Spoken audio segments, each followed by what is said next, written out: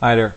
It seems like the Republicans have achieved a political victory, but it's not a political victory at all, because everybody knows that the laws that they're enacting they never read, and they basically get handed over by corporations, companies that want things changed in the rules of commerce, so they have an advantage.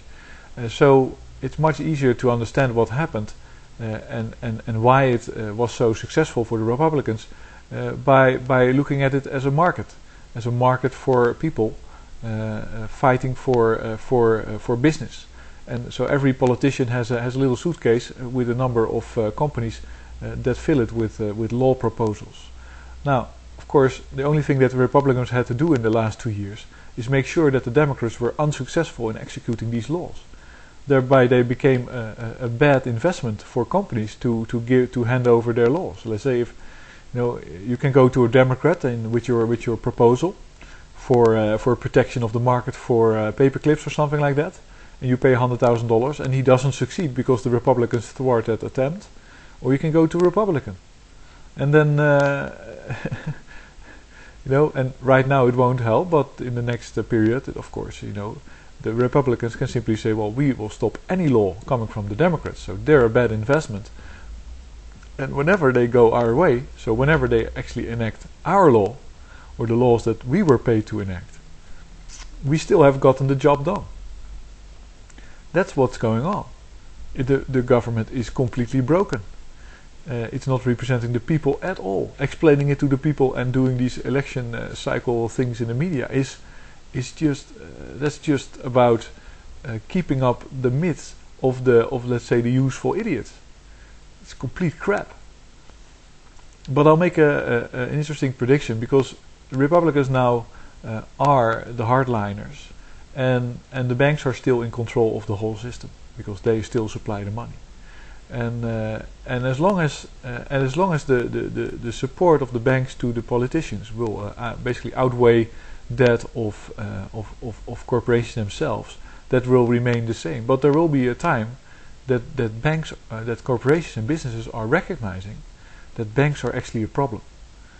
And that's just a matter of time, because quantitative easing 2 is underway and it won't work and everything will be crap, and all these businesses will see, well, shit, my currency is devaluing, I cannot buy my raw materials. That's because of all those banks laws and deregulation and stuff like that. And why don't I support a politician that tries to get rid of that? Why do I need that? I don't need that at all for my business. And that will mean a shift to the people that are not associated with it normally, I think, or that are not seen to drive on needless competition. Because needless competition only works if you have a rich environment in which you can, when you compete, of course, make a little bit of collateral damage and do this and that. It won't work if you're in a rut, if you're in trouble. You have to cooperate, even as companies. You have to build chains of supply and etc. Share the market and make sure that everybody survives. You can keep at each other's throat, but that only works as long as the banks are there to skew competition. If the banks are basically bankrupt and completely destroying themselves and are going out of the picture, that won't be the case. And then I think you will have a new investment regime into lawmaking that might be completely different, and possibly it might simply be the same divide, but now with more real ideological input. So real Republicans that want you to compete and work hard for your money, and real Democrats that want you to cooperate and share. But it seems that in that situation, the balance will shift towards the people that are inclined and inspiring a more sharing philosophy. So the underlying thing that is in place, that even in a corrupt environment, you still have differences of vision in these corporations on how to proceed with business, and even in that and once that becomes dominant over the influence of the banks, there will be a shift again, I think.